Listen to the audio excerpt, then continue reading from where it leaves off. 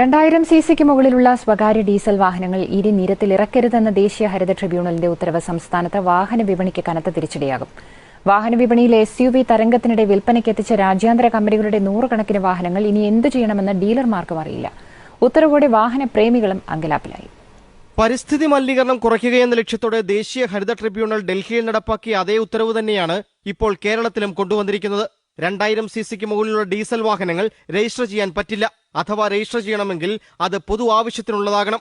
Toyota, Mahindra, Audi അടക്കം നിരവധി ബഹുരാഷ്ട്ര കമ്പനികളുടെ അനവധി മോഡലുകൾക്ക് ഇതോടെ സംസ്ഥാനത്ത് വാഹന വിൽപ്പന നിലച്ചു. മഹീന്ദ്രയുടെ പല വാഹനങ്ങളെയും ഇപ്പോൾ ഈ ഒരു വേർഡിക്റ്റ് ഭയങ്കരമായിട്ട് അഫക്റ്റ് ചെയ്യും.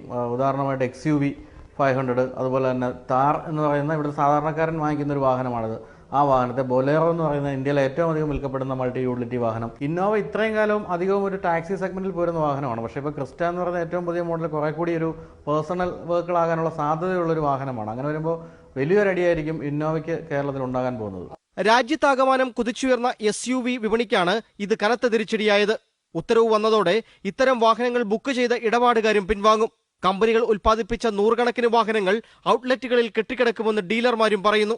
മാനുഫാക്ചേഴ്സ് ഓൾറെഡി ഡീലർക്ക് വേണ്ടി വെഹിക്കിൾ ബില്ല് ചെയ്ത് ഡീലർ പോയിന്റിൽ വെഹിക്കിൾ എത്തിക്കഴിഞ്ഞു. ആ വെഹിക്കിൾ നാളെ മുതൽ രജിസ്റ്റർ ചെയ്യാൻ പറ്റില്ല എന്നൊരു ഓർഡർ വരുമ്പോൾ ഡീലർ പോയിന്റുള്ള ഡീലർക്ക് വരുന്ന ഒരു ഇൻവെസ്റ്റ്മെന്റ് ഉണ്ടാകുന്ന ലോസസ് എന്ന് പറഞ്ഞാൽ ഒരിക്കലും നമുക്ക് പറഞ്ഞറിയിക്കാൻ പറ്റില്ല. എന്നാൽ പരിസ്ഥിതി മലിനീകരണം കുറയ്ക്കുന്നതിനായി ഡൽഹിയിൽ നടപ്പാക്കിയ സമാന ഉത്തരവ് നേരത്തെ സുപ്രീം കോടതിയും അംഗീകരിച്ചിരുന്നു. കൊച്ചിയിൽ നിന്ന് ജോഷി കുര്യൻ, ഏഷ്യാനെറ്റ് ന്യൂസ്.